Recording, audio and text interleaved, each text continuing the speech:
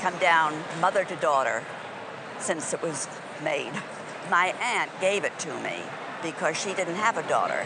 Well, it was made in the 18th century on Long Island by Elias Pelletreau, who was a Huguenot silversmith who was working in the middle of the 18th century, right through the Revolutionary period. Because teapots from the Revolutionary period are always small. Tea was very expensive in the 18th century, and every prosperous American family, just like their counterparts in England, wanted to have tea. After the Revolution and the Boston Tea Party, tea became less popular, and a lot of the more patriotic families bought coffee pots instead. But this dates, I would say, from the period just before the Revolution, probably about 1760, 1765. Now, one thing to bear in mind is that just because an object is marked EP doesn't mean to say that it's by the famous Elias Pelletreau.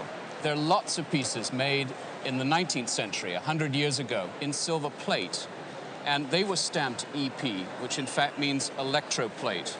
So it's a bit of a word of warning there, because Elias Pelletreau was not prolific.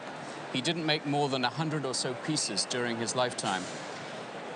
On the base with the maker's mark is also some initials, which look like they are contemporary with the teapot. Do you know who these are? David and Phoebe. Okay, and they're your ancestors? Mm-hmm. Okay. Probably originally this was part of a set. There were probably a creamer and sugar bowl that went with it. Well, yes, I know there was a creamer. Tea sets get split up, flatware sets get split up, and it's a shame actually from just the sheer value point of view, because tea sets are always worth a premium if they're complete. But in any event, a single teapot by Elias Pelletreau like this is quite a significant piece. It's obviously had quite a bit of tea in it, as you can see, but still, it has a really nice color. The patina is very nice.